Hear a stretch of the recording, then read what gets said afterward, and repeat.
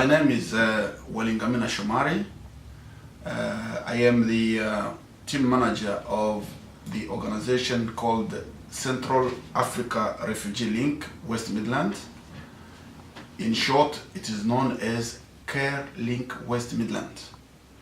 I'm going to present to you briefly about the background concerning this organization and how it came about, and then we will talk exactly what is it doing in the community.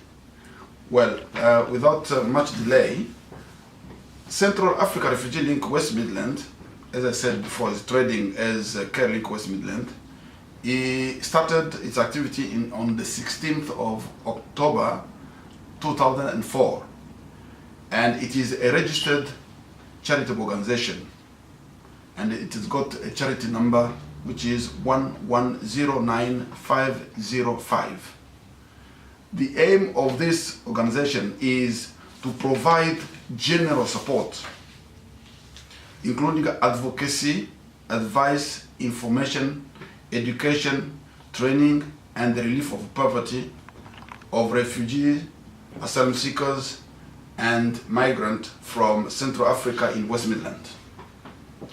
Well, the reason why we started this organization was to help the people originally from the Central Africa part of the world who could not be able to integrate easily in the community, to find a place where they could get extra support, especially as far as language and the process of integration is concerned. So Care Link was set up with the idea to support and to help all those migrants who are settled in the community or who are in the process of being settled in the community. The group provides general support and special assistance to people and the dependent from Central Africa, French-speaking countries, and all those who are seeking asylum, or those who have got the refugee status in this country. And our beneficiaries live in the West Midlands region and are people who have a wide and sometimes complex range of needs. Now, I'm going to talk briefly about the strategy for achieving our objectives. How do we do in order to help the refugee and to help those people who have got problems in the community? Well, we've got a number of strategies, but the main ones are the provision of general support, mental health support, youth support, and the various activities for children and young people. So we receive people who have got different problems, and they come to our office, which is located at Flat 1, 130 Capel, Semitic, West Midlands. The postcode is D664HP. So that's where we run our activities. And people come there, they find us in the office, and we support them with the various problems they may have. It may be a problem of filling forms, it may be a problem of contacting some services in order to help them to sort out their problems. Now, in terms of examples of activities that we have already provided so far, we've been able to support people, the general community. We've been able to support the young people, the children who are performing poorly in the schools with a number of activities. Some of the activities are, for example, helping the young people or the general public or the families in need of support with employment, for example. We also help the number of young people and the families which were homeless or which were at the risk of homelessness with settlement. We found accommodation for them in the community, and we help them throughout the process of settlement. So whoever comes here doesn't have a place where to go. He comes in our office and we find places where the person can stay and live with his family. We also run for the children who are performing poorly in schools, mainly the refugee children or asylum-seeking children or migrant children who do not have enough skills in many areas like maths and English or science, and also in IT. So we run a project of supporting them in order to be ready to learn like other children in this country. So that's some of the activities we are also doing for the children who are performing poorly because of the language barriers. In addition to those activities we have been running since 2004, we also have a program which is about providing advice on common legal matters and the justice of the peace in this country. It means we provide what we call the legal framework, and we provide the life skills. We provide, sessions on health and well-being in order to help people to come to understand how things are being done in this country, so that they transition from migration, or transition from asylum, or transition from refugees to citizen may be made easy and less painful. We also provide trainings, and in terms of looking for job, employment, and also we all do help many young people with their resumes and finding works and updating their CVs and so on. So those are the things we've been doing so far with the young people. And we also have activities on refugee youth support, which is to help even some of the young people who may be feeling emotionally low, or who have got a problem with mental health, who feel isolated. We do provide them with a platform or a forum where they can come together and they can talk about their problems in the community. We do sometimes organize some sport activities where the young people come to meet other young people. They get some coaching sessions in order to improve their health and well-being, to get fit in the community, and that's helped them to move from isolation into a life where they can socialize with other young people in the community. We do have also activities of assisting families with reunification. It means a family, because of many problems of war, many people came here, either the family, the woman came with the children, or a husband came with the children, or came alone, or is an accompanied minor who comes in this country and he doesn't have any other support. Part of our support activity is to provide these people who are in need of reunification with forms, and filling forms and the contact in order for them to be reunited with their families. Husband to be united with their wives or their children, or the children to be unified with their parents, and so on and so forth. We also encourage and assist the refugees in maintaining their cultural tradition. So we do organize some activities where the refugees come together, refugees who are coming from the French-speaking countries of Africa, who come together with other refugees who are in the community from other different countries, in order to share and exchange experiences of their lives as refugees in the community. And mainly it is done during the Refugee Week in June. We also provide the counseling and advice services. So those are just in brief some of the activities that we have been doing so far since we started this organization in 2004. Now, I would like to pass a bit of time to my colleague Mulebi, who is going to talk about the different programs which are being run in the organization. Thank you. Hi, my name is Naima Elias Mulebi. I'm working as a support worker to this organization called CareLink West Midlands. As Shomari said, who is the team manager, we provide services to the refugees and the asylum seekers who are living in the West Midlands. Shomari has spoken about the range of services that we provide, but those services are provided through quite a number of programs ranging from 1 to 4. And the program are listed as follows. We have a program called Floating Support, which is a general support program. In this program, we help refugee and asylum seeker to get support with their general need. The need can be health, education, accommodation, leisure, and so forth. Those needs are assessed individually through a special information tool to identify what particular person needs are. The second program is called Mental Health Awareness.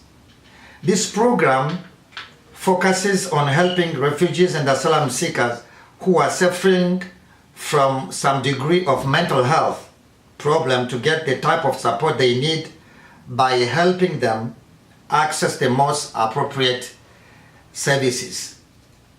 The third program is called Young People Club. In this program, the Young People Club program helps young people to have access to a wide range of support services they need. This can be employment, further education, skill training, and the youth matters. We have a fourth program that we call Saturday Homework Club. The Saturday Homework Club is a program which helps refugees and asylum-seeking children and other underachieving people with their education assignment in order to raise their academic achievement and so assisting their integration into mainstream education. Thank you.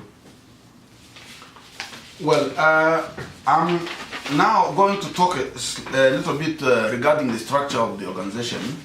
CareLink West Midlands is not running by itself. It has got a management committee. But on top of the management committee, we've got what we call the General Assembly. The General Assembly is all the different members of the organization who come from different parts of Africa, mainly, as we said at the introduction, who come from the French-speaking countries. And those, they become members because they were interested in the activities of the group, and they benefited from the group since it was implemented or just created. Now, so that is the management committee, which is, we have got a management committee, we've got the organization of the member. So the member, they are just the General Assembly, General Assembly is the institution which is running the organization, but through the management committee. So the membership for to become a member of this organization is free, and anybody who is interested in the activity of the organization can join the organization, as long as he can show that he will abide by the law and the regulation of our constitutions, and he will be participating in the activities and the meetings of the organization. So that is the General Assembly. We have now the management committee, which is like the body which is managing the organization on a daily basis. So the management committee is made up of 5 members who are elected every year by the General Assembly. So we have got on top, we've got the chairperson, and we have got a vice chairperson, and then we've got a secretary, then we've got a treasurer, and we've got an advisor. So 5 of them. So we've got chair, vice chair, secretary, treasurer, and then advisor. So those are the 5. Now, the 5 who are managing the organization, they are trustees of the organization, and they are working on a volunteer basis, so they are not paid. But now, under the secretary is what we call the team leader. he is managing the project on a daily basis. And he is responsible for managing the different programs, the 4 programs that our colleague Mulebi has just described. So he manages the program, the floating support program, he manages the mental health program, he manages the youth club, and also he manages the Saturday Homework Club. So those are the 4 programs which are making our activities of the organization on a daily basis being run. So now, in terms of daily activities, we are going to give you an example of the activities we are doing in each of the program. So I would again go back to our program. So in each of this program we have described, we will give you some examples, and then there will be some activities which will be shown later on how they are actually being run in the real life. Now, in terms of general support, this activity is generally and specifically run in the office. And Mr. Mulebi is the support worker who is receiving many of the support, or many of the service users who are receiving support under this project. So yeah, I don't know if you can just say something briefly about the general support before we go to the Saturday Homework Club. If can you say something Yes. about the floating support, what we are doing on a daily basis with the young people, with the community? We provide our service through floating support. Floating support covers many services. I can give you one of the example. As we said, many of our service users come from the French-speaking African countries. When they come in this country, they might not be able to understand any document that they could be useful to them. And when they come to our office, we have to give them the information, guidance, and how they can understand some of the document that they require to work on, or to live on. It may be, for example, an issue of applying for housing or for accommodation. They'll be bringing a form that will help them to understand the nature of the form and the kind of the form, and help them filling the form whereby they can apply for suitable accommodation. When they come to our office as well, they might come here with the need of knowing where they can find some further services. And we come to our office, it may be, for example, finding a GP, where to locate a surgery. It can be about education, how to find a college, and how to apply for education, maybe for the adult or for their own children. So we cover a range of services that we provide to our service user. Not only that, it can be also the problem of finding work. How we can have access to the internet, finding work, how we apply for work, how we can make a CV that can be attractive to the employment market. We provide a range of service to our service user. Thank you. Thank you, Lady. In terms of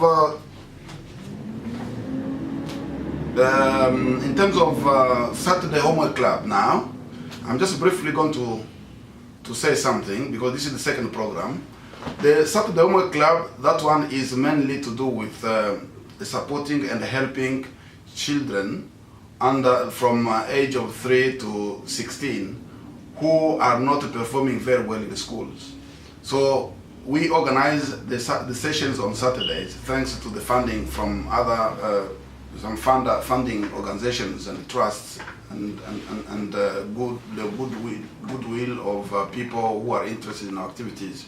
So we run that activity on Saturdays from 2 until 4 each Saturdays, and that is run in the church, the Holy Trinity Church in Smedic.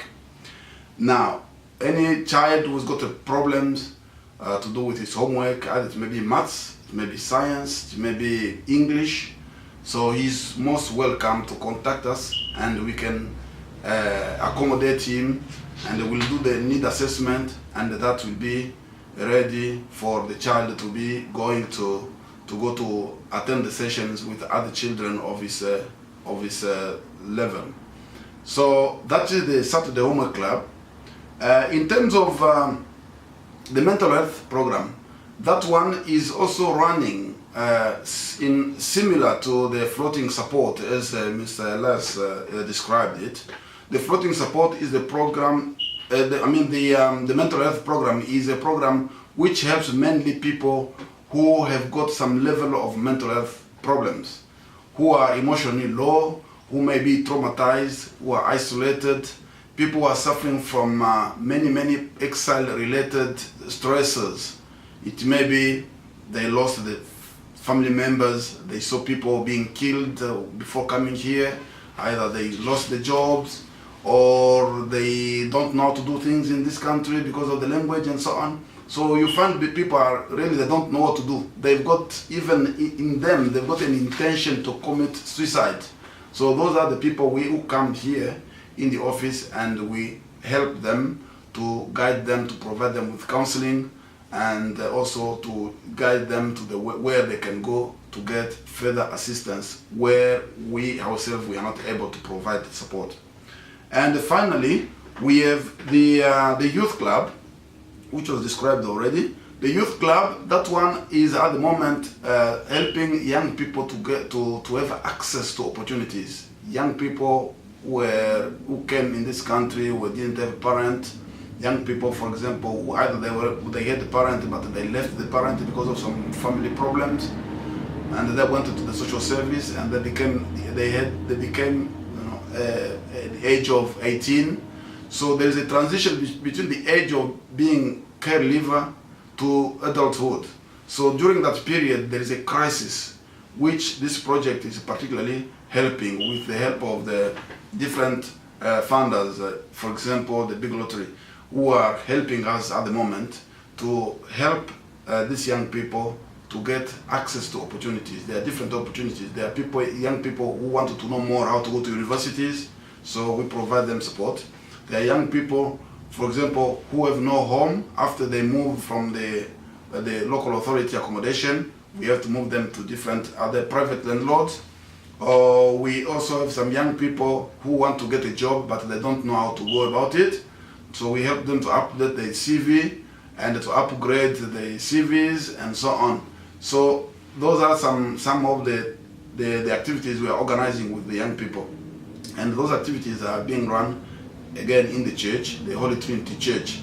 And we have got a number of facilitators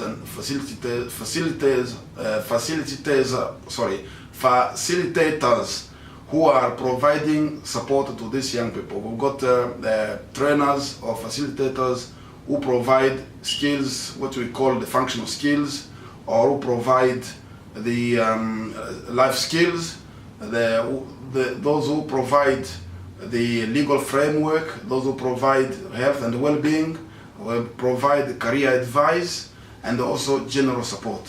So that is what is being run in the different activities at CareLink. Thank you very much for listening, and I hope that you have enjoyed our presentation. And we cannot finish the presentation without saying something to our people who are supporting us. We have a number of donors and supporting organizations, trusts, who are helping us to achieve this goal. Mainly, we start by thanking Big Lottery, who support us to run the activities with youth. We have the BBC Children Need, we have the Black Country Consortium, we have the SCVO, we have the European Union, we've got the Lloyd TSB, and the many other funders which we cannot quote each by their names. Thank you very much to everybody who has contributed. Thank you very much to the management committee, and thank you very much to all the service users who find support and help from our level of activities within CareLink West Midlands. Thank you. If you have any question regarding CareLink West Midlands, you can get more information on our website, by visiting www.carelink.info. Our telephone number, mobile number is 0788156342. Our email address is info@carelink.info. The contact person is Mr. Walingamina Shomari, who is at the same time secretary and the team manager. The physical address of the office is first floor, 130 Kepil, Smedic, postcode B664HP. The office number is 0121 565 2612. Thank you.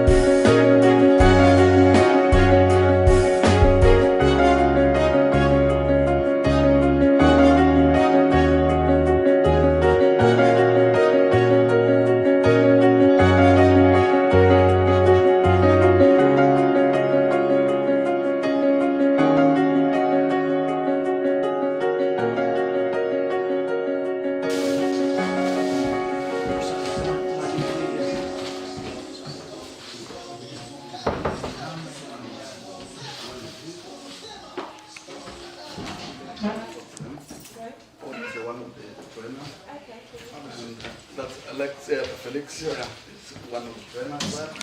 Yeah, you know, Levi, the career advisor, and the young people. No, come in. You've been trapped in there. Yeah, we were trapped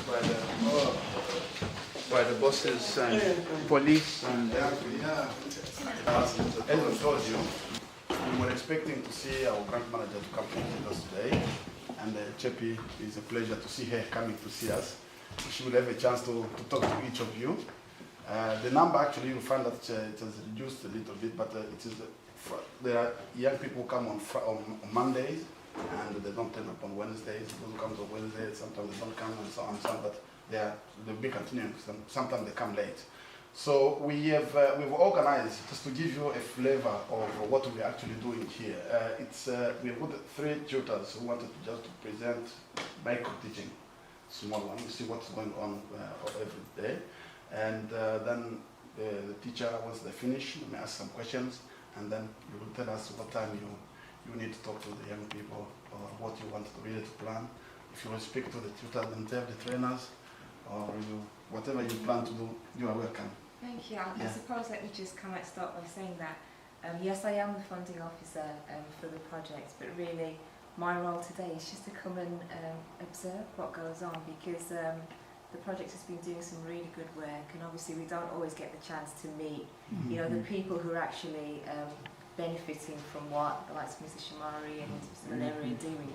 So it's really just to kind of have a chat, you know, with yourselves to see like what is the impact that the project is making for you, what's the difference in your lives, what can be improved, you know, because as the organisation that has the money that we give out to projects to go and, you know, like, make a real difference in the community, I think that's where we kind of sometimes just drop the ball in actually coming down to the community level and finding out what's going on with yourself.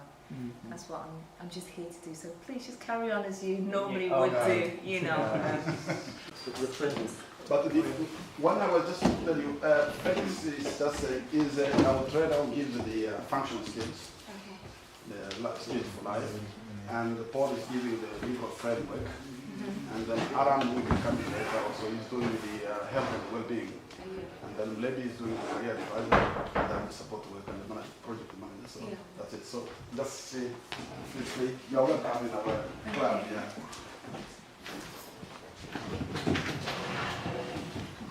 Afternoon, guys. And as I usually said, I'm pleased to be with you this afternoon, and I welcome you on board of our class. I used to say that most of the time people has to deal with numbers, knowing to add, but they don't make it functional. That's why when Shomari asks about the project, I say it's good because they have to make a link in daily life. Because most of the time, I take for example, somebody can know to add, to divide, but maybe you go to the till in Tesco, you want to give, they give you the balance, and you are not able to know, is it the good balance or the right balance? Or maybe, like the topic of today, we'll deal about budget.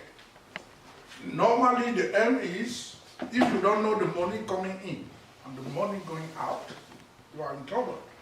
And most of people, sometimes they just have the salary and they start to spend. Sometimes they don't spend of the thing that is useful, like maybe rent, food, and save some money as well. Our topic today is budget. And by the end of the session, this micro session, every student will be able to know what the budget is all about. And also, some which have much stability will be able to see the cost of running a car. Because when you have a car, for example, you have a MOT, you have insurance and everything. Is there somebody who can tell me basically what a budget is all about? If you have your nan who haven't been to school and you want to explain budget, have a go.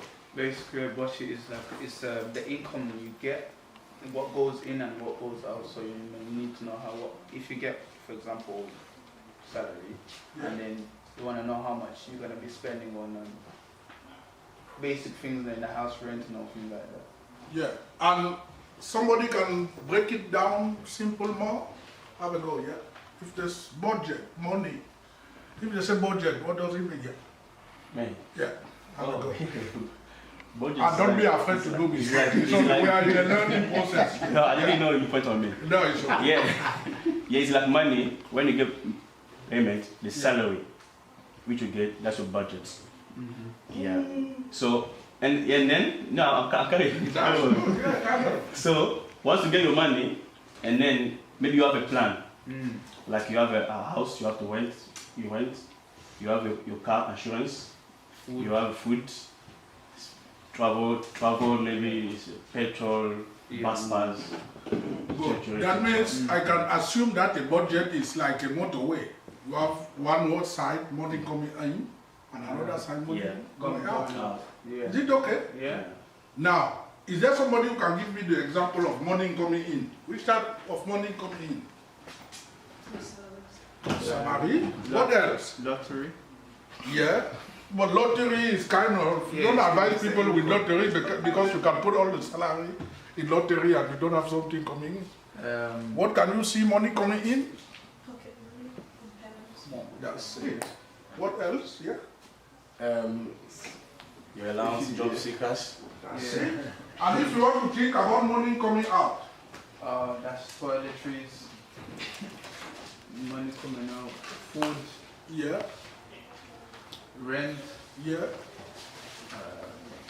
gifts, buying gifts.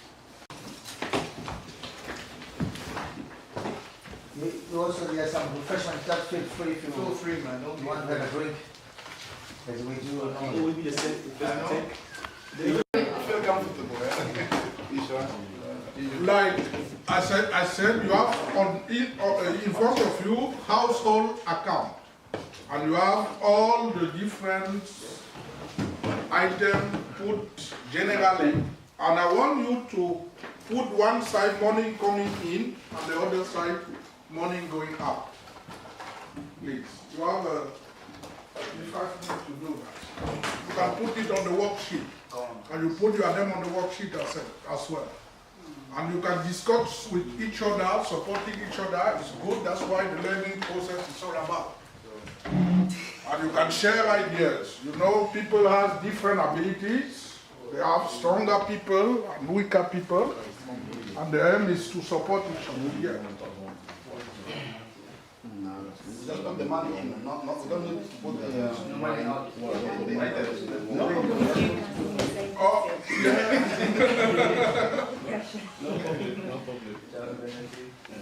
Yeah.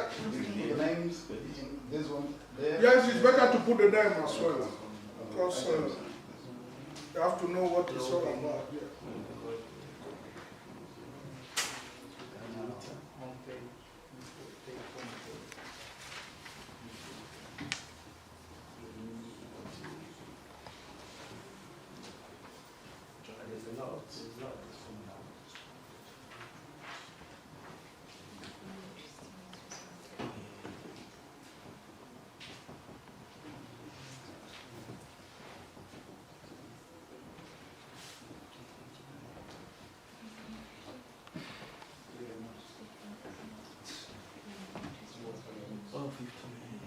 That's good. When you arrange like that, I want you to put the amount in front of each item.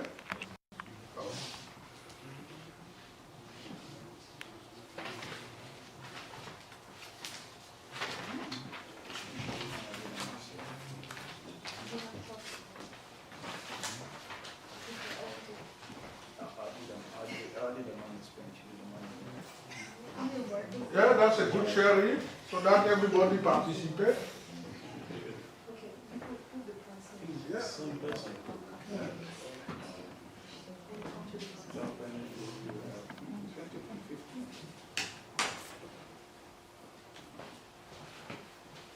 And that's good. I see that. Let's see. Maybe the wife. And thank you for the learning support. I like that.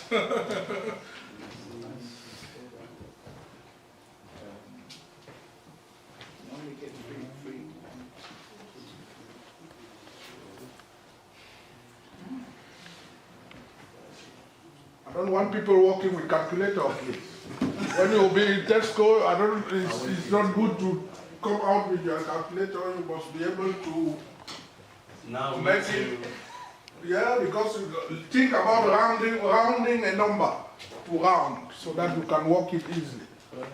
That means if you have 199, it's like £2. If you have maybe 349, I don't know, you can go to the next number, 350, round like that, and have an idea of what this is all about.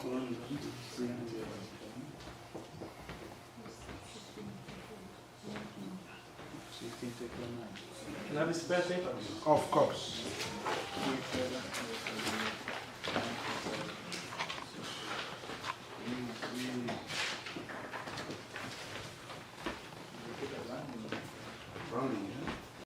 Is it allowing it? It's not allowed, but I can allow you so that, no, we don't have too much time. You can use it so that we can be faster. But imagine that you are maybe on the field and there is no battery, your battery went off, that means you wouldn't be able to add or divide. That's why it's better to know it first and use Paper. yeah, and use yes. And try to share Which one is the maintain? the answers, because you must have the same answer all together. For the money in, 310.75. Oh yeah, I got that one. But what about the next one? I'll go 1, 2, 4. 310. For this one? Yeah, 25. What do you get for it?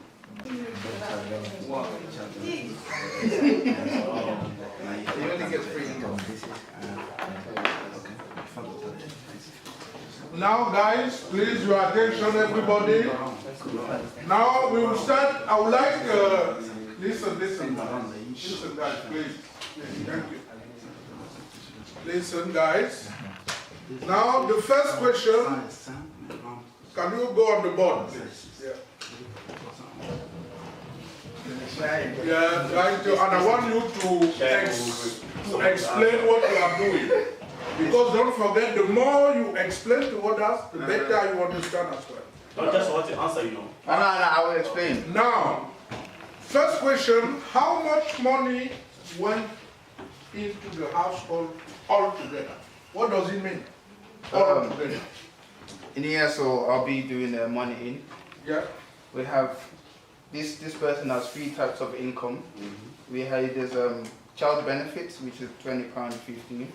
Yeah. And also there's a take-home pay. I think this is what she takes from home. Yeah. And then she also does a part-time job, I suppose. Yeah. Yes. Shift like that. So the money in. Yeah. Listen to him, please. Yeah. Check it. Yeah. After We have child benefit, which is £20.15. Very good. Also have £185, Yeah. and there's also 105.60. Yeah. So what we have to do now, we have to add this up. Everybody can do addition. Yeah. So we'll do 185. Yeah. 0 pences. No. Sit. No. Sit there. You will support her. No. Sit. No, it's okay. Let that come. Come this way. Excuse me, guys. Come.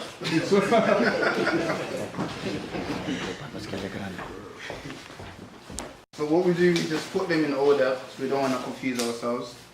185 and 0 pences, and 105 and 60 pence. And can I stop you for a Yeah. minute, please? Have a look here. This is a decimal number. Now, when you are dealing with money, it's decimal because you have pounds, you have pence. And most people say, oh, I want to use calculator because to adding decimal, you see what it does there? It put the decimal point down the decimal point. Therefore, you have the pence here and you have the pound there. And you add them. Yeah. Correct. 0 plus 0 is 0. 0 plus 6. 5 plus 5 is 10. We'll put 0 there and carry the number 1. And then we do 8 plus 0 is, 0 plus 1 that you carry. yeah, so that will be 9. Yeah, and 1, 1. 1 is 2. 2. Good. And also, we have to add the £20.15. And then we add the 1 to the 2, which is £310 and 75 pence. That's the money that's going in. Did everybody get that? Yeah. Or should I repeat again? Next I got, question. We don't because I have was rounding up, I got the 311, but it's almost the same. yeah, it's if it's 311, it's rounding. And you know, when you round a number, this is more than 50. And when it's more than 50, you go to the next. Yeah. Okay. Yeah. Next, we want to take people. Should I carry on or should Yeah. somebody else? Yeah. Do the Somebody number. else. Now somebody else. That's it. The electricity meter is £15. 0 at 0 is 0. Did you say 5? Oh, sorry. That's 0 by 0. You have to believe in yourself. Because if you say it's not because you say that, you have to give it confidence. 5 Yeah. at 7. Hold on. 18. 12. Please, don't Carry the 1. Attention, please. 1 at 2 is 3. At 3, 6. What's this? 5 plus 7 is 12. Same. Good. Next one. You do this calculation. Okay, now this one we have 0 plus 0. 9 plus 5 is 14. Carry the 1. And that's That's it. £34. Yeah. And then put that out there as well. Put the voter instead. Pardon? It'll be easier for you to calculate. No, this one, that's what I just do now. Okay. Should I do that? Yeah, Oh, please. Um,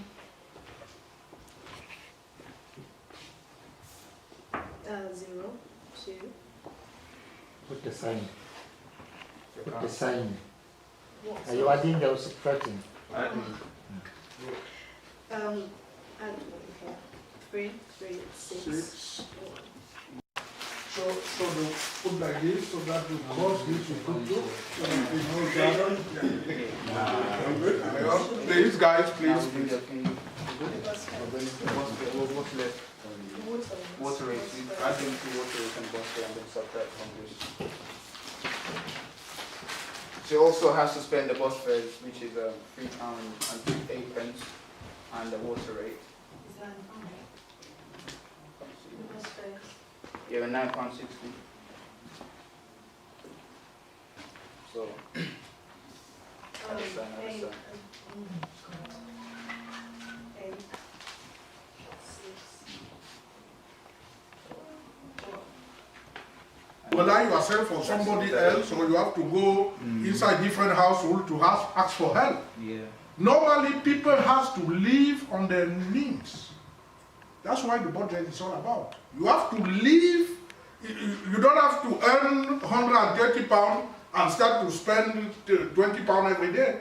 You'll be broke. And most people in real life has to live on her means. That means if I earn a salary of 1,000 maybe pound, I can put out how much I'll pay for rent, how much for transport fare and everything, so that by the end of the month, I'm able to save money, or maybe to buy a car, or to save money to send my kids to school. Because don't forget that you, as here now that you have been taken care by your parent, tomorrow you will be a parent as well.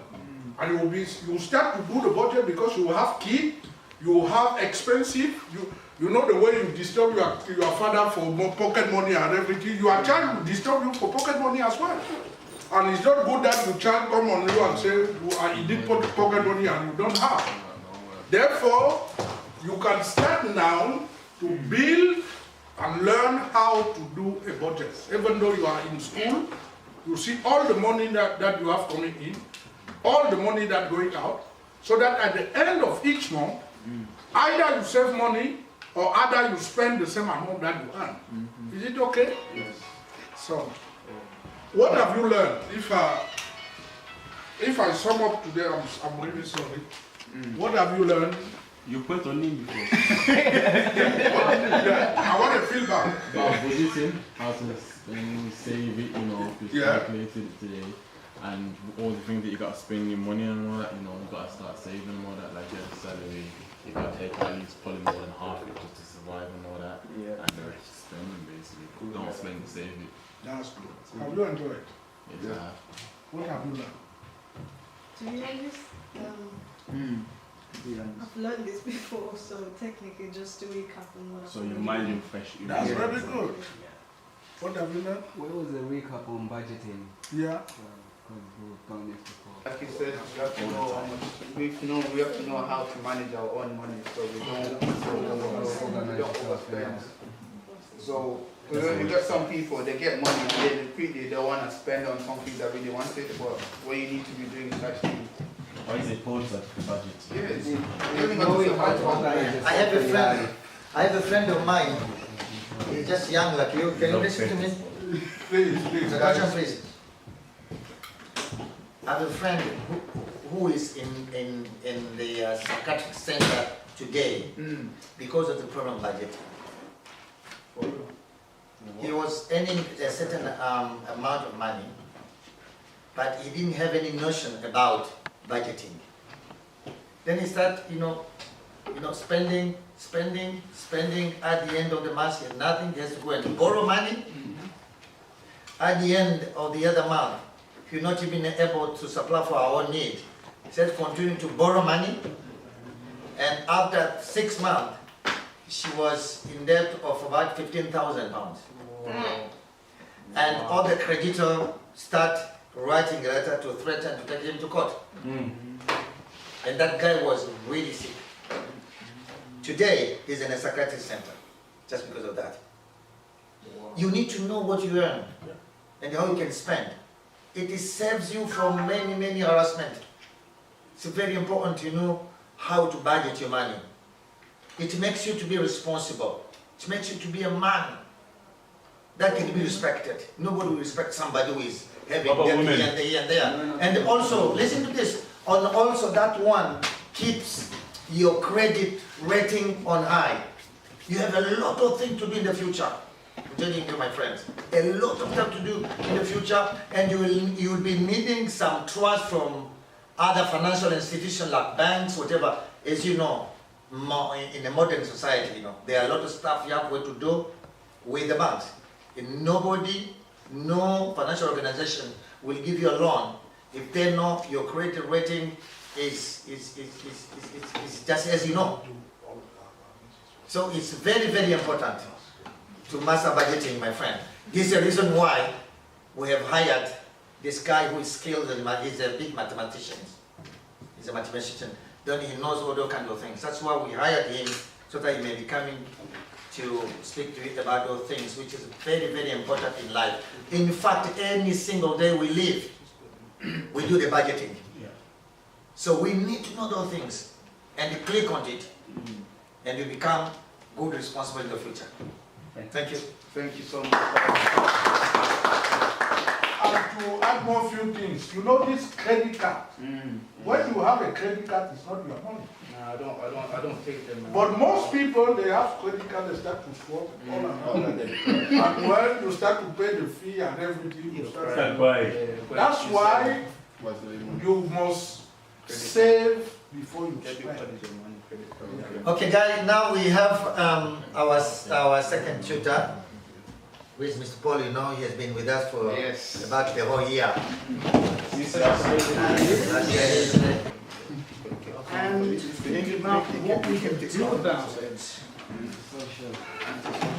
First of all, while I pass these out, have a think about what might be antisocial behaviour. What sort of things, what sort of behaviours, what sort of actions might constitute antisocial behaviour? Just write these things down. Playing loud music on the bus. Some students, some white people, smoking on public transport, they just come, smoking and drinking, have to stay at the back of it. That's fun. Yeah, vandalism, yeah, that's It's a mix. different graffiti. Okay, graffiti.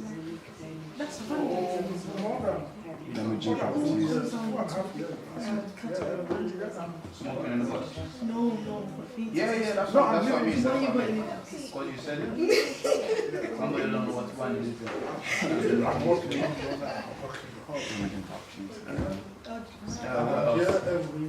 Okay, right. I think we've probably had enough time talking about that. So let's get some ideas on what antisocial behaviour is.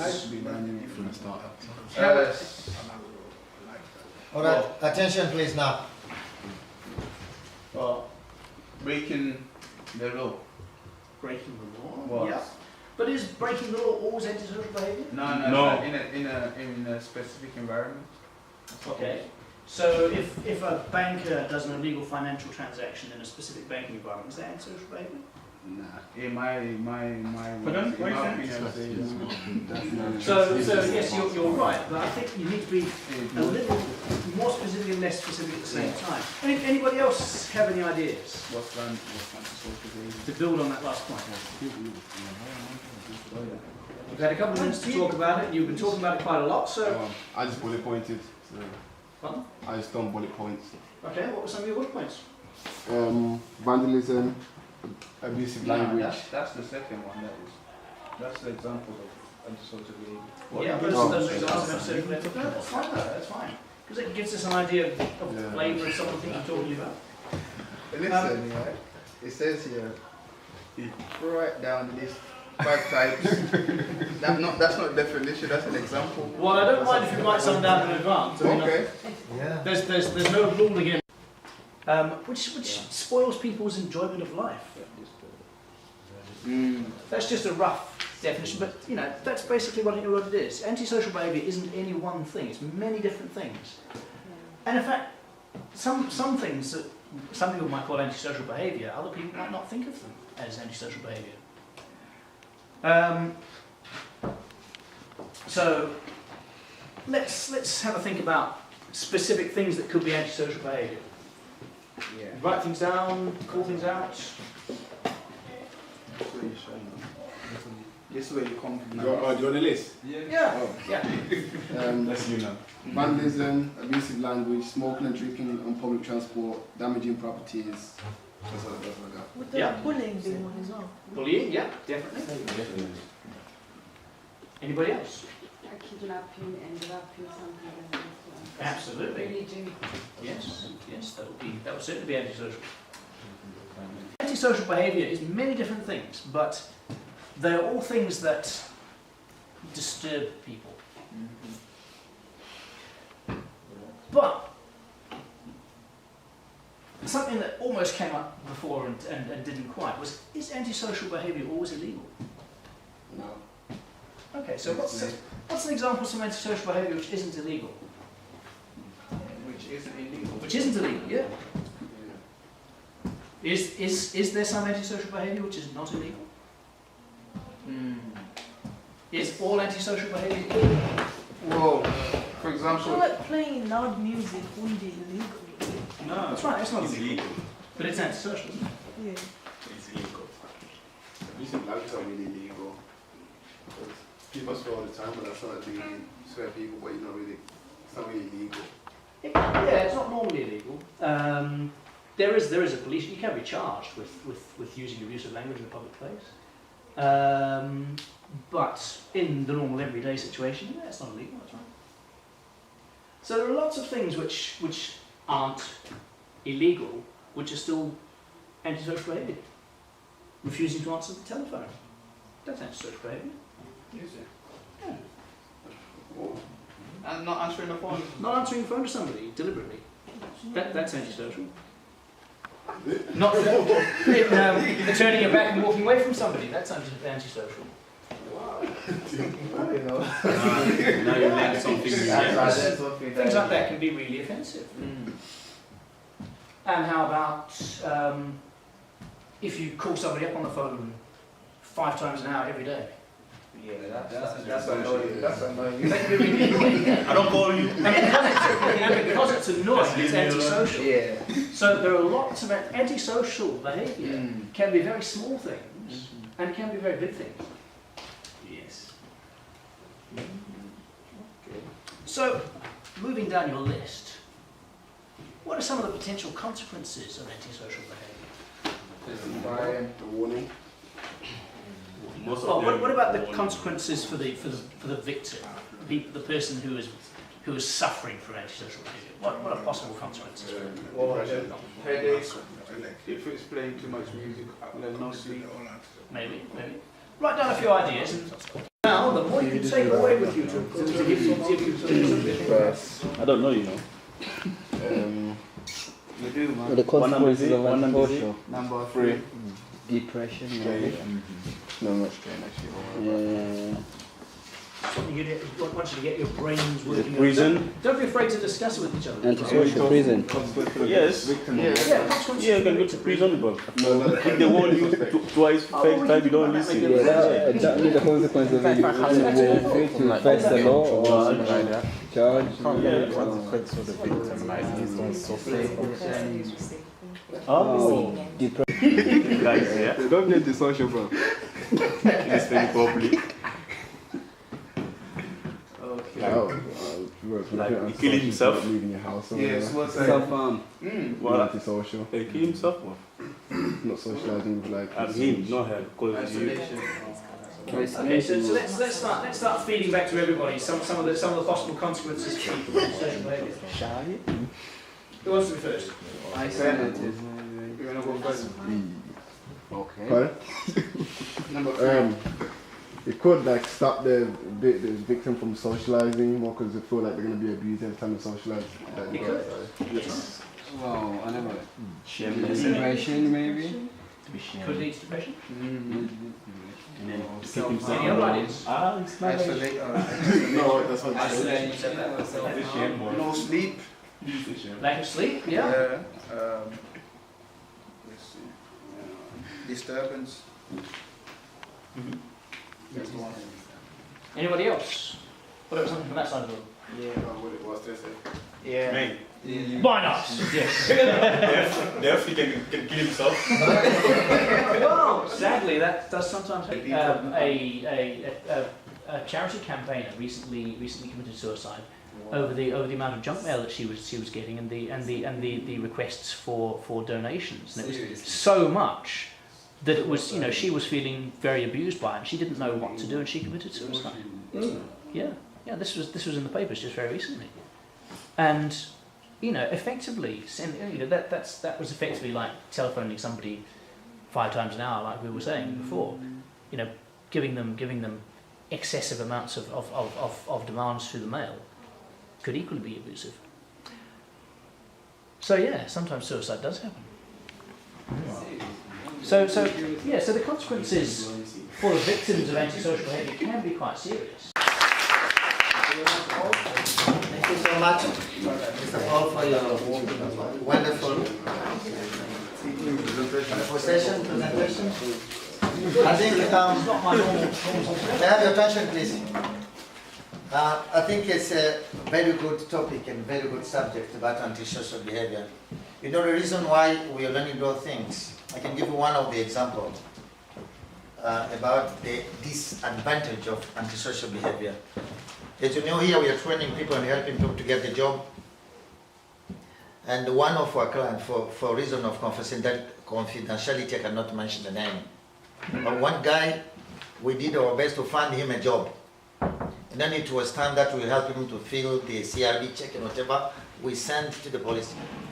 He passed the interview, he did everything, the CV was strong. But the CRB, when it came, this guy was involved in antisocial behavior, which became a criminal act. And he lost the job. He missed the job. It was a very wonderful job. So it's very, very important that you keep in mind about these kind of things. And especially, I'm not trying to undermine anybody. So we are mixed people from different backgrounds, different origins. Some of the things, I'm an African, cannot have you. Some of the things in Africa is not antisocial behavior. You can do whatever you want, you can speak on the ground, you can do whatever you want. It's not a problem there. But when you arrive here, you need to learn those things. You need to know your environment. This is you're going to get a job. This is going to be doing all kinds of things. You have to integrate yourself and to know what is antisocial behavior that can prevent you from going forward and have a better life. It's very, very important. This antisocial behavior.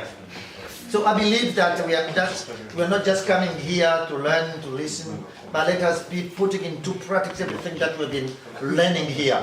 And I'm assuring you, if you keep everything that you've been learning here, you get a better life. It's not for nothing that we are coming here. So thank you very much for listening to Mr. Paul. And before welcoming again our best lecturer, in fact, everybody, all of them are best, but I like his session. I like the way he presents things.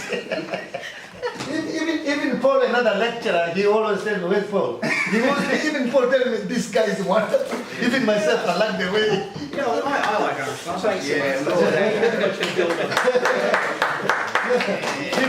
like him. Before welcoming him, I know everybody's happy. Before welcoming him, I would like you to give the certificate. We've been under training with Mr. Aram. He trained us about the first aid. We know different name of how can save someone without waiting until the ambulance come and before even going to see the doctor or whatever, what you can do, the prerequisites that can help us. And then we underwent a training about first aid and how you can resuscitate someone who is dying, whether by accident or by whatever. And I believe one of you who underwent a very, very strong training. Even Paul did it in the past. Excuse me to say that example. He did that himself, being a lecturer. But he told me when he listened to this, this is very deep. It looked like I've never gone this kind of training. It was really deep. The training was good. And because of that, we have been privileged to be given certificates for those of you who participated on those training about the first aid. So it's a pleasure to distribute to you those certificates. On that front, actually, I should say, at the time I was also doing a first aid course somewhere else. And I thought Aaron's first aid course was actually much better. Wow. I think it was better than the best thought out. And the other one that I was doing really was poor in comparison. I say that seriously. You know, I've done first aid courses before. I've been to good ones, I've been to bad ones. And I think he's the man. He's the right man at the right place. I'm telling you. And then some of you participate on those courses. It was the first round. If you don't give your certificate, it means you didn't participate. So we are organizing a second round as well, that you may benefit from it. So before going further, graduation. Teaching that each one of you did the practice how you can resuscitate someone if he's a kid, what part is more affected than the others, you know. Then Pena was really brilliant on this concept.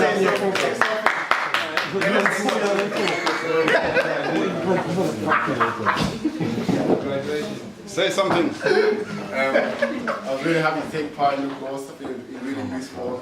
When it comes to the situation, I know what I have to do, like how to revive someone who's been injured or whatever. So, thank you, Aaron.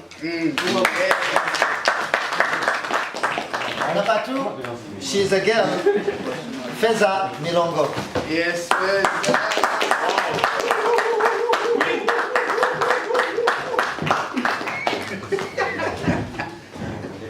Oh, speech. Graduation, shake his hand. Say something, Feza. Something. I'm listening. Well, I'm happy getting this, and I'm happy for participating as well. And hopefully everyone will get this as well. So thank you. Kira didn't come today. No.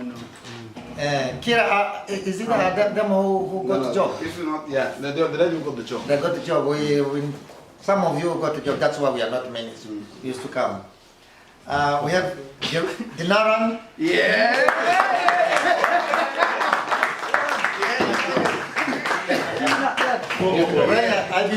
I remember the day you were pumping someone. Oh, that was in there, wasn't it? Yeah. Oh, I remember. I almost forgot then, it kind of slipped my mind. Guys, just as he receives his certificate, I think an additional applause, because every time I needed a volunteer, none of you would step up. And I'd look over at Darren, and he'd come forward. Okay, to save time, let us go for quickly. I want to hear you say something. Alexandra has not come today. She's not here today. Aaron. The other one, Aaron. Yeah.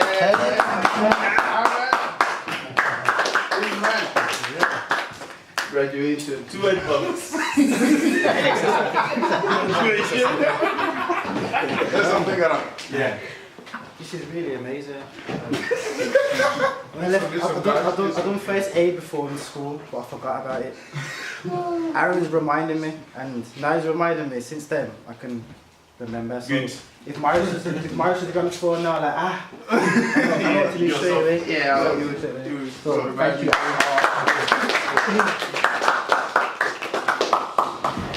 My beautiful daughter, Rihanna. Yes, Rihanna.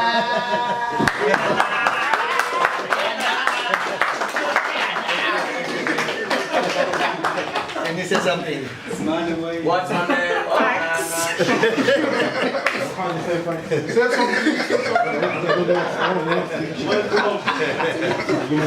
That's good, that's good. I said she's not my biological daughter just because she looks like my own daughter. She's very correct. Okay, Lily didn't come today. Lily Keok didn't come today. Reese didn't come today. All of this remaining, they didn't come today anyway. I think there's Shamari. Showman is not here. Showman is not here. We forgot about He's not here anyway. Yeah? He's not here. Shamari. Showman. Oh, Shamari is here. Somebody we forgot it in office, you can get it there next week, yeah? So make sure you attend the second round about first aid. It's very, very important. And it's my privilege to give space to Mr. Aram to continue. Let's give him The session is not going to be too long. It's going to be more of an introduction, and listening to the tail end of Paul's session is probably going to overlap a little bit in terms of legislation and what you need to do to protect yourselves. So please take 2 minutes of yourselves to stretch your legs, have a drink while I set this up. Yeah, and we'll be ready to go. You know what the toilets are? Your mobile phones. Please, guys, if you can put them under silent and take them off vibrate. I did hear some go off and some attempted during the session. If somebody's focused on the training and they really want to learn it, it sort of puts them off. So if you can just put them to silent, please. The course program, we're going to cover a lot of different aspects which you'll need to focus on, and will be done in about 35 to 40 minutes depending on the questions and how quickly you respond to my questions. Now, because of the nature of the topic, obviously it's going to open up a lot of discussion points, and it's probably going to bring up a lot of experiences that we've all had. So the one thing I would ask is maintain confidentiality. So if you're relating a story to everyone else, something that's happened, generalize it, no names, so nobody can work out, oh, that was the situation and that was the person involved. And also, because again, it can be a very emotive topic, it can bring people's emotions up because of past experiences or what they perceive as unfairness in the world. Have a little bit of respect for what somebody else is saying or what somebody else is asking, yeah, because you'll get shown the same level of respect. Now, for those of you who have forgotten me, my name's Aaron Daliwal, yeah, so you can just call me Aaron. Now, the idea of this, the aim of this introduction is that we understand equality and diversity and how we can apply these terms to be better people and to progress further as communities and as a society. Because if you watch the news and you read the newspapers and you just listen to the stories from friends and family, you can see the way society is going because it's so different. There are so many different people put together right now. And you hear the stories about the refugees, the migrants who are leaving their countries to come to try and get over here to have a better life, to have that understanding of why they're doing that. We know what kind of life we lead here and perhaps how hard it is economically and the stress and pressure. How bad can it be over there for them that they're willing to come over? Yeah? So that's the kind of things that we need to try and understand. So that by the end of this session, you guys should be able to explain the difference between equality and diversity and what they actually mean. Understand the law. There's a lot of equal opportunities legislation out there to protect people. Because you could be in that situation where you're being unfairly treated for one reason or another. You need to understand where to go for help, so you need to understand the law.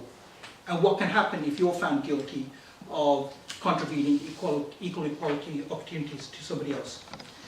Describe the protected characteristics. If you don't know what these are, we'll talk about them and I'll explain them.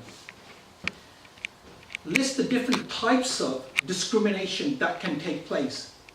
Discrimination isn't just discrimination. There's different types and different forms that it can take. And you need to be aware of this in case you're the victim of discrimination or you inadvertently, without knowingly, cause discrimination. And of course, then the idea is that you go away from here and you're able to put into practice and apply what you've learned here today into your daily lives to be able to get that aim of better communities and a better society. So, firstly, what we need to understand? Well, we all live and work in what is phrased as a multicultural society, amongst people that are perhaps different from us. Now, Elias already mentioned that he's from Africa. We're different parts of Africa, from different parts of the world. Mostly, if you like, it started from different parts of the Commonwealth. Yeah? And like I said, you've heard on the news, people are trying to get over here from Syria, from Iraq, from Afghanistan, from some of the African nations as well. Yeah? We all have some common needs and wants, no matter who we are, what group we belong to, male or female. Doesn't matter, because we all want to be able to raise our families in comfort and safety. We want to have good jobs and be able to earn a decent income, because we want to be able to house and feed ourselves and our families. We want to be accepted for who we are and respected and valued as a person. Now, these are common needs, no matter who you are, what group you're from, that everyone wants. But then, of course, we have our individual personal needs, such as, again, to be accepted and respected and valued as the person that I am, as the person that you are. To be able to feel comfortable, safe, and secure being yourself. So if you're out and about, you don't have to change yourself to be accepted, to not be ridiculed, or people to have a go at you. You can be who you are. Another need that we have, to be able to practice our cultural beliefs and traditions. So, what is equality and diversity? Well, the one thing it's not. Equality is not about treating all people in the same way, because that doesn't work, because we're all different. We all need different things. So equality is not about treating all people in the same way. It is about recognizing and respecting that diversity amongst us. Even in this group now, here, there's so much diversity amongst us. Whether it's color, whether it's ethnic, whether it's gender, religion, culture, there's so much differences just in this room. So you can imagine how much more complicated it is out there. So it is about recognizing and respecting diversity enough to adapt the practices and procedures so that everyone is happy. Now, that is a big ask. And groups, communities, organizations, essentially the government who are responsible for this, it is a difficult task, because a lot of the time there's conflict. And we'll go through some of those stories where you can see that conflict. Everyone has equal opportunity and the right of access. So treating people in a fair way that is appropriate for their needs. Diversity. By recognizing and valuing those unique differences amongst us and others, we can create a productive environment in which everyone feels valued. So we know that somebody's different, but they have something to contribute from their experiences, from their outlook on life. Everyone has something to offer that society can use. Rather than pointing out the differences and highlighting the negatives, it's about one, what's common amongst us, and two, a big term that they tend to use in industry, USP. What's a unique selling point? What's unique about that person that we can use of value in society? So that's what equality and diversity is. They faced a lot of what? What do you think? What? Racism. Yeah. A lot of prejudice, a lot of racism, a lot of discrimination. Not only in the workplace, but generally out and about as well. They faced a lot of that. And for a while, that continued. But it wasn't just to do with race. What other kind of things have you heard about? Maybe in industry, in companies. What other kind of discriminations perhaps taken place? Let me give you a clue. You ladies don't need to worry about this as much. Sexism. In what respect? Two ways. Respect to women. Yep. They don't work. Sorry? They don't work. Okay. The sexism side of things, the way they were treated as being objectified rather than being dealt with as a person, and also in the workplace, the scale of promotion and pay. We've recently, if you've watched the news, we've recently had that case where Birmingham City Council have now had to retrospectively pay back the female cleaners because they were kept on a lower minimum wage or hourly rate. And they now realised that was wrong. So there's a lot of that was going on as well. What else do you think was perhaps happening in society before we became a little bit more aware and a little bit more sensible, if you like? What other group was being dealt with badly? Give us clues. Say again? Can you give us a clue? Women we've talked about, females. A lot of the time in a lot of cultures, families were embarrassed if they had a child or a member of that family who was disabled in any way. And the term they used to use, handicapped. Yeah? That group was badly treated because they didn't think they had anything to contribute to society that they would have put upon on families and society. They were a burden. Now, until we became aware and real bad stories started to come out, the law had to be changed. Many a time, different pieces of legislation, law, were introduced by the government to try and protect these particular groups. So we had the Equal Pay Act back in 1970, so that everyone is paid equally, fairly. We had Rehabilitation of Offenders Act. So even if in your youth you had done something wrong, and you had a criminal record or you were sent to youth offenders or prison, that wasn't something you carried with you for the rest of your life, so you didn't get ahead in life. Yeah? Sex Discrimination Act, so to your point about sexism. Race Relations Act. Think about it. That first generation came over in the 1950s. Are you telling us it took till 1976 to actually implement the Race Relations Act so that people couldn't be discriminated against? And yet still, back in 2000, it had to be amended again, just to keep it updated with the development and the trends in society. We have the Disability Discrimination Act, 1995. Yeah? Now, the disability groups, for people with disability, their rights, they became very powerful. And there were some ministers who had disabilities. And as soon as they got into power, they started to lobby for disability groups. Let's start treating them fairly and equally. And let's start using correct terminology rather than referring to people as handicapped. Out of interest, anyone know where the term handicap originated from? That's handicap. Alice. Thinking outside the box, I like it. Yes, handicap. Does anyone know where that phrase came from? Because if sorry, listen guys. The idea was that they're a burden. What can they do?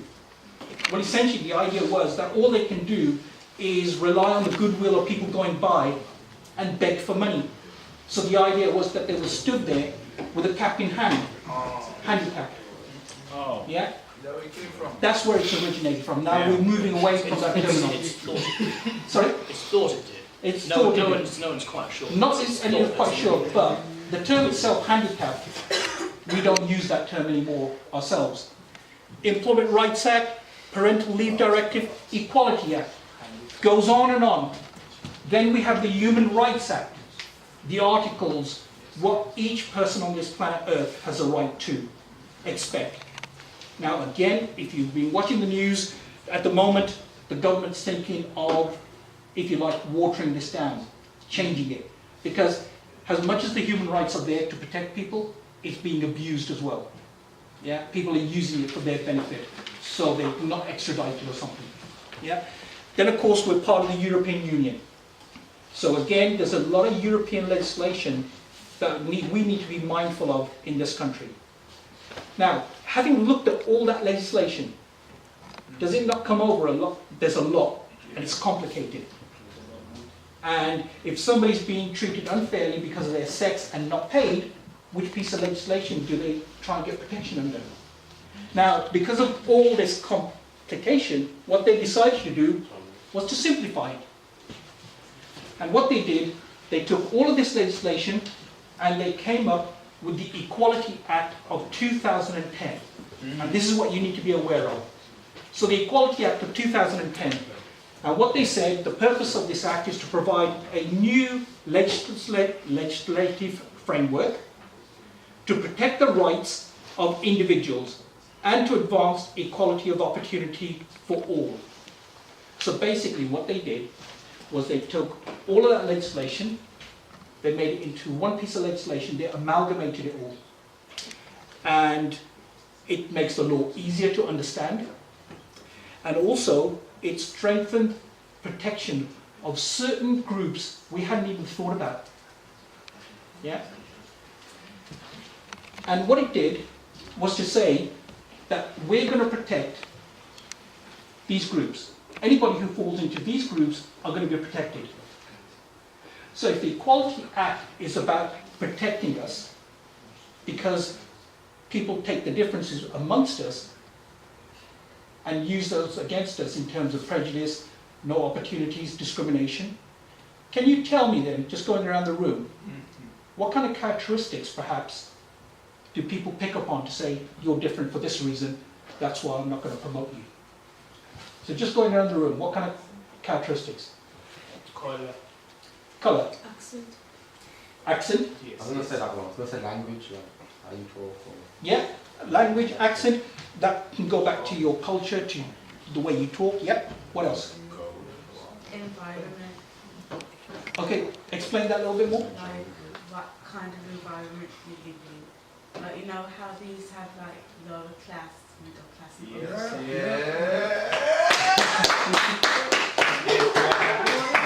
Okay, now, to be honest, that's an excellent point, and that's almost a subject by itself. Yeah, but that's an excellent point. But you're right, it is covered. Anything else, guys? Think about some of the things that we've already mentioned. Disabilities. Disabilities? Yes. What else? Age. Ageism? Yes. Clearly, you see how people of a mature age, how they look upon the youth, and what they think of the youth, and what young people think of the older population. Sexism? The way you dress people as well. The way you... Okay, that can go back to your race, to your ethnicity, your culture, your tradition. So can you give me an example of some cultures, perhaps, where you know that this isn't being looked at as much as it should? It's not looked upon where they should be equality. Well, I can give you an example. The Asian culture.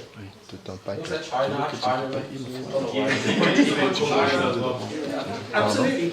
There are still a lot of cultures where women are considered not equal to men. Can't do as much or the same as men. Yeah? So there's the first piece of protected characteristics that legislation protects. Then we have race and ethnicity. Now, with race, it's not just about black and white. What else do you think you need to consider about race and ethnicity when you talk about equality and protected characteristics? Right. As much as perhaps we may say that because we're the Asian community, people stereotype us. They may still look upon us as corner shop owners and business people, and we still get mistreated. And we may point our fingers and say, this is from the native culture, yeah, from white people, if you like.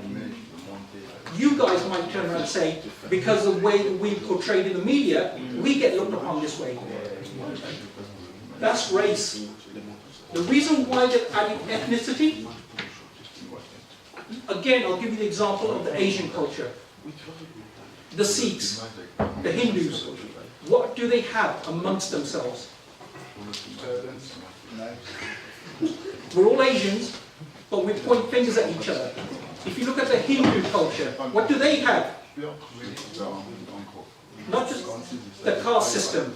You have the upper class, who are considered the priests and the Brahmins, and then you have, anyone know what they're referred to as? Untouchables. The term is Dalits, but they're considered untouchables. And then, even within amongst the Sikhs, the Jat. What do you mean by untouchable? Untouchable are a group of Asians whose who've ended up doing jobs where they've gone into people's houses and they've ended up cleaning the toilets and gutters and sewers, and that's the level of work that they do, and that's the ceiling they're held at. So that's the menial type of work they do.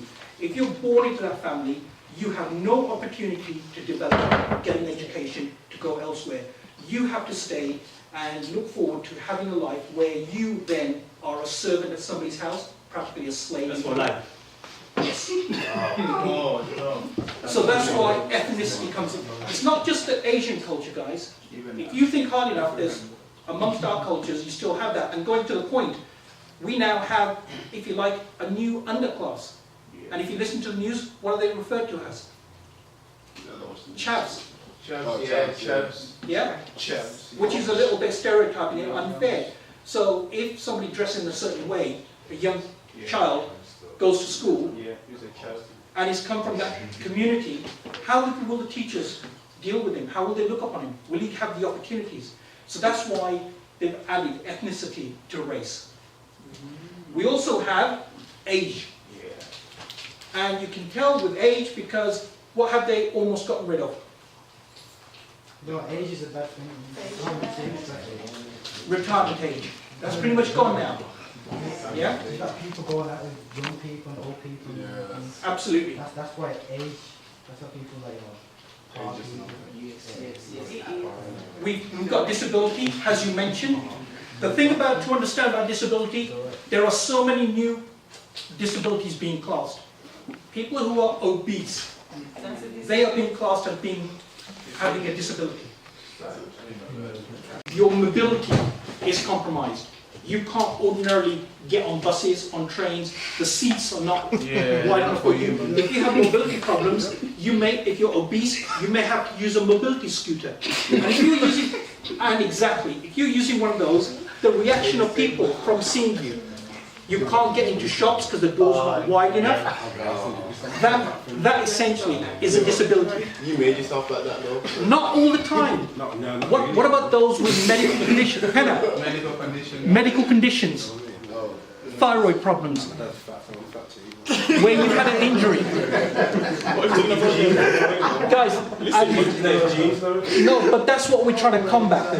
And if we want to go down that subject, all those people that are now obese, they have that gene. They're passing that gene on to their children. Do their children have a choice? No. They're now going to naturally be obese unless they exercise a lot and have a good diet. So it's not always somebody's fault. So babies can't come out big no more. They're not allowed to be fat no more, right? It's when they develop and grow. Yeah, it's the environment they live in. Yeah. Moving on. Religion or belief. The Equality Act 2010 was a controversial act. It is. It was a controversial bill that was passed in the wash-up period. Yes, and it contradicts itself quite a bit. You have religion and belief. Religion, yes, but belief as well. A person doesn't necessarily have to believe in any of the recognized religions, have their own belief. But you can't discriminate against them. Pregnancy and maternity. Where have we heard about this?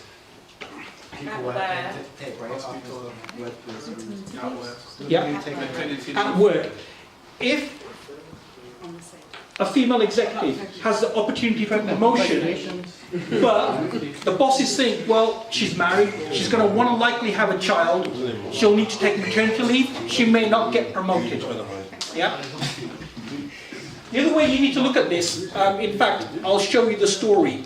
The other way this is impacted as well. You have sexual orientation. Is that bias and gays and whatever your sexuality is, whether you're lesbian, whether you're gay, whether you're bisexual. Now, guys, this is the important one. We've finally come to the realization and understanding of how badly people were treated if they were gay. They were being sent to hospital for electric shock treatment. Now we understand, hang on a second, they're just people like us, they just have a different sexual orientation. Now consider that compared to what's happening in most countries. What are most governments now saying out loudly? what are they threatening to do? Kill him. Kill him. I thought, wasn't a country that wasn't it? Yeah, this one. Well, like, obviously, it's not the like, you know what I mean? Like, there are loads of different in this country, like, you go somewhere like India or something. This country. The project is doing. So it's a big lottery fund. We really want to make sure that the money that is given, we're kind of going into partnership with individuals who put together organisations to actually make a difference to those people in the communities who really need, assistance. So it's been really informative for myself, really spending time with you. It's been great to see how you as young people have really kind of engaged with the sessions, with the facilitators as well. I've been really curious, really, to kind of like think, okay, what is it that kind of, causes you young people to come back? I'm sure there's other stuff that you could be doing, but what is it about this project that makes you want to come back each week or however, much you come over here? And what is it you're getting from there? So I know we haven't got time really today for me to kind of sit and chat with all of you, but I will arrange before the project comes to an end this year, just to kind of, sit down, have a chat with some of you as groups or individually, just to get more of a sense of that, because it will help us know how we can better put the money that we get from the National Lottery to use, as well. So thank you very much for having me. Yes. Before we put an end to a session, let us have a word from our manager, Mr. Shamari. Please come.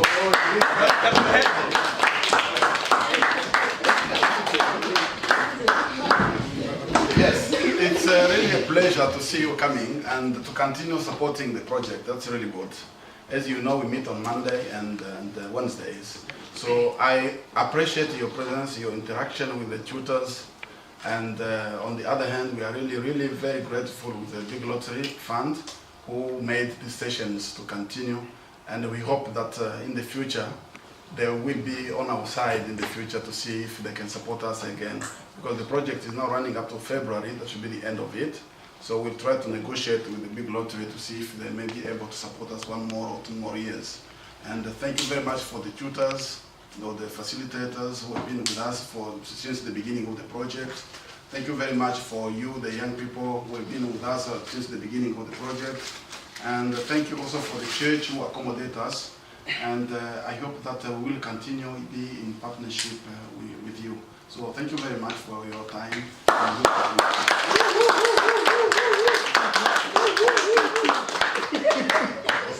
Thank you so much. This is the end of the session.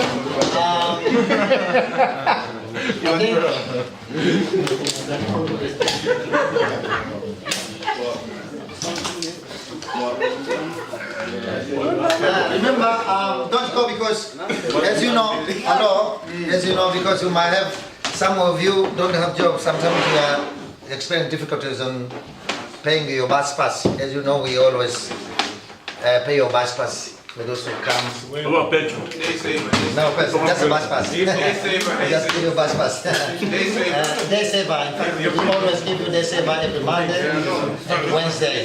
So, as we are tidying up, we surely give you your bus pass.